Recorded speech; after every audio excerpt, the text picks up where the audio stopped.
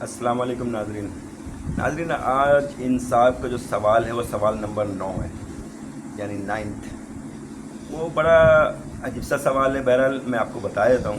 اس کی تصویر تو نہیں لگا رہا میں، نہ اس کی کوئی ویڈیو کلپ لگا رہا ہوں۔ اس کا نواں سوال ہے کہ جو اللہ رب العزت کن سے فیکون، یعنی ایک حکم سے ہر چیز بنا سکتا ہے، اس کو 6 دن کیوں لگا؟ سورہ اعراف کے 54 آیات میں ہے کہ ستۃ ایام، 6 دن میں زمین یعنی کائنات کو بنانے میں 6 دن 144 گھنٹے کیوں لگ گئے؟ وہ ایک ہی دفعہ کن کہہ دیتا تو وہ ہو جانا چاہیے تھا۔ ناظرین، مجھے لگتا ہے کہ یہ سب کامکس زیادہ پڑھتے تھے یا کارٹون سیریز زیادہ دیکھتے تھے، ان کو ٹائم کا پتہ نہیں چلا ابھی تک۔ اچھا، ایام کا مطلب جو ہے نا، انہوں نے تو دن لے لیا، اور ابھی تو ہم لوگ اس کو دن ہی سمجھتے ہیں، دن یعنی ایک دن کو ایک ایام کہتے ہیں، لیکن ایام کا کئی مطلب ہوتا ہے۔ اچھا، دن جب اگر ہم لیتے ہیں 24 گھنٹے کا، جیسے تو 24 گھنٹے کے دن میں یہ تو کائنات بننے کے بہت اربوں سال کے بعد سورج اور چاند اور زمین جب وجود میں آیا تو یہ گھڑیوں کی طرح کام کرنا شروع کیا ہے۔ یعنی کہ جیسے ہم عام گھڑی دیکھتے ہیں جس میں 3 نیڈلز ہوتے ہیں، ایک سیکنڈ کے لیے، دوسری نیڈل جو ہوتی ہے وہ اپنا منٹس کے لیے، اور تیسری نیڈل جو ہوتی ہے وہ آورس کے لیے ہوتے ہیں۔ اسی طرح اس کائنات کا جو نظام چل رہا ہے، ہم جس دنیا میں رہیں، اس دنیا میں ایسی 7 دنیا اور، یعنی کہ 6 اور ہے، اس کو ملا کے 7 ہے۔ اس دنیا کا جو یہ گھڑی ہے، جو ٹائم اللہ تعالیٰ نے بنایا، وہ زمین جو ہے سیکنڈ کی طرح ہے، یعنی کہ تھوڑا فاسٹ رن کر رہا ہے۔ چاند جو ہے وہ منٹس کی طرح ہے، اور سورج جو ہے وہ آورس کی طرح ہے۔ وہ کس طرح کہ زمین کا ایک روٹیشن جو ہے وہ 24 گھنٹے میں پورا کرتا ہے، چاند کا ایک روٹیشن جو ہے وہ 1 مہینے کا پورا کرتا ہے، اور سورج کا پورا جو اس کے ارد گرد جو چکر لگاتے ہیں وہ 1 سال کا ہے۔ تو اسی کو دیکھ کے میرے خیال میں سائنسدانوں نے اس کو 24 آورس کے لیے گھڑی بھی بنا دیا، 24 گھنٹے کے لیے۔ بہرحال یہ ایک ٹائم کا معاملات ہے، ٹائم کا معاملات کو اور معراج کے معاملات کو بعد میں ہم ڈسکس کریں گے۔ ایک چیز میرے ذہن میں آج ہے جو میں آپ کو بتانا چاہتا ہوں کہ بہت سارے جو قرآنی آیات ہیں نا، اس کو آج کے دور میں ہم ڈیکوڈ کر ہی نہیں سکتے، کیونکہ یہ قرآن ہمیشہ کے لیے ہے۔ اگر آج ہم کچھ کر بھی دیں گے تو شاید ہم اس میں تھوڑا سا غلطی کر جائیں گے، ہاں سمجھانے کے لیے آج کے لوگوں کو لیے سمجھا دیں گے، لیکن بعد میں اس کے بارے میں جو نا حقیقت جو نکلے گا وہ کچھ اور نکلے گا۔ قرآن کی ایک آیت ہے سورہ رحمان، اس میں اللہ تبارک و تعالیٰ فرماتے ہیں کل یوم ہوا فی شان، کہ ہر گھڑی ہر وقت اللہ کے ایک شان جو ہے وہ اپنے شان کے مطابق ظاہر ہوتا ہے۔ یعنی کہ اگر آپ کوئی چیز بنا لیتے ہیں، مطلب بالکل ایسے جیسے کوئی، یعنی سائنس اگر کوئی چیز بناتا ہے تو وہ میچ کر جاتا ہے قرآن سے۔ تو اسی طرح سے اگر میں آپ کو ایک مثال کے طور پہ دیتا ہوں کہ آج کے دور میں وائی فائی کا ذکر ہے کیا قرآن میں؟ سوچنے والی بات ہے۔ اگر آج سے 50 سال پہلے کوئی وائی فائی کا ذکر کرتا تو اس کو کیا پتا تھا کہ وائی فائی ہوتا کیا ہے؟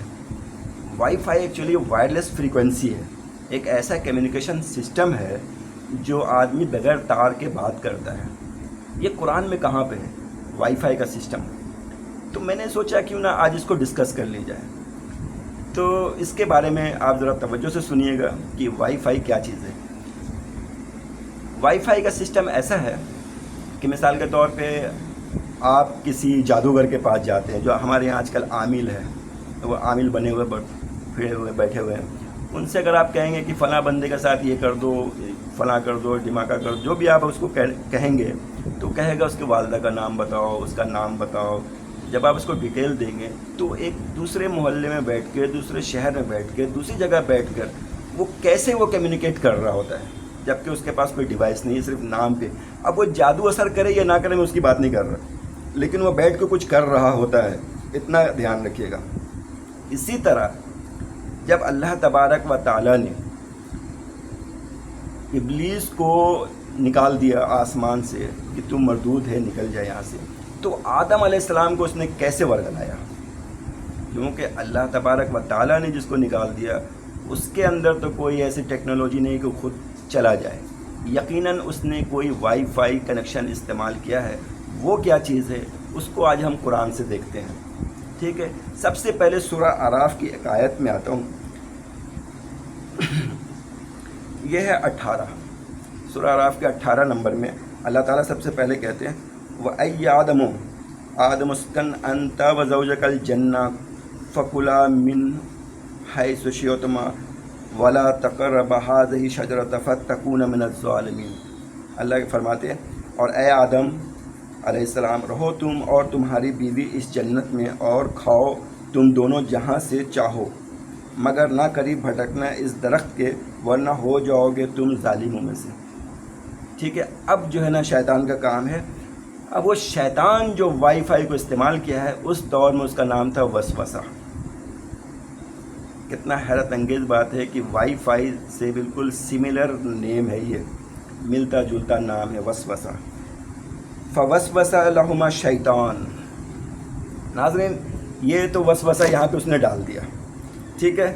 اب وسوسہ جو ہے نا وہ کہیں سے بیٹھ کے کوئی بھی اپنا حساب جو بھی، چونکہ ہمیں جیسے پتہ ہے روایت میں کہ جو ابلیس تھا وہ علم والا بھی تھا، اس کو بہت ساری چیزیں پتہ تھی، وہ ظاہر سی بات ہے آسمانی ٹیکنالوجی لے کے آیا تھا یہاں پہ۔ اچھا، اب میں نے جو حوالہ دیا تھا کسی جادوگر کے حوالے سے یا کوئی بھی بیٹھ کے کس طرح کام کرتا ہے، تو قرآن میں اس کے لیے ایک جیمر بنایا اللہ تعالیٰ نے کہ اگر کوئی وسوسہ ڈال رہا ہے تو آپ اس کو جیم کریں۔ فریکوینسی جیمر ہوتا ہے، آپ نے سنا ہوگا شاید، بہت سارے موبائل جیمر ہوتے ہیں، اس دن موبائل کام نہیں کر رہا ہوتا، تو فریکوینسی جیمر ایک آیت ہے اور اس آیت کا نام ہے قل اعوذ برب الناس۔ بالکل صحیح سنا آپ نے، اعوذ باللہ من الشیطان الرجیم، بسم اللہ الرحمن الرحیم، قل اعوذ برب الناس مالک الناس الہ الناس من شر الوسواس الخناس الذی یوسوس فی صدور الناس من الجنۃ والناس۔ اب اس کا ترجمہ دیکھتے ہیں۔ کہو پناہ مانگتا ہوں میں انسان کے رب سے، پناہ مانگتا ہوں انسان کے بادشاہی سے، یعنی مالک الناس۔ قل اعوذ برب الناس یعنی انسان کے رب سے، مالک الناس یعنی کہ انسان کے مالک سے، الہ الناس یعنی کہ انسان کے معبود سے، من شر الوسواس، پناہ کس چیز سے مانگتے ہیں؟ شر سے، وہ وسوسہ ڈالنے والے کو جو بار بار پلٹ کر آتا ہے، وسواس الخناس الذی یوسوس فی صدور الناس، جو وسوسے ڈالتا ہے انسانوں کے دلوں میں، انسانوں کے دلوں میں وسوسہ ڈالتا ہے، من الجنۃ والناس۔ اب دیکھیں وہ جنوں میں سے ہو یا خواہ وہ انسان میں سے ہو، یہ ایکچولی فریکوینسی جیمر ہے۔ اگر آپ اس کے ورد کریں گے تو یقیناً بہت سارے جادو ٹونا سے آپ بچیں گے۔ بہرحال میں نے آپ کو فریکوینسی کے بارے میں تھوڑا سا گائیڈ کرنے کی کوشش کی ہے، مجھے نہیں پتہ آپ لوگوں کو اس کو کتنا سمجھ میں آیا ہوگا، تو آپ اس کو دیکھیں، مجھے فیڈ بیک تھوڑا سا دے دیا کریں تاکہ میں تھوڑا شوق سے اس کو اور مزید جو ہے نا اس پہ ورک کر سکوں۔ آپ لوگوں کا دیکھنے کا بہت بہت شکریہ، اپنا خیال رکھیے گا۔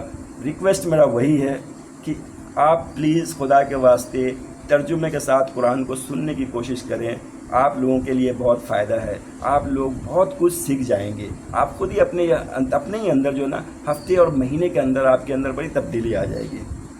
جب تک کے لیے اپنا خیال رکھیے گا، انشاءاللہ اگلے سوال کے ساتھ پھر میں آتا ہوں۔ اللہ حافظ۔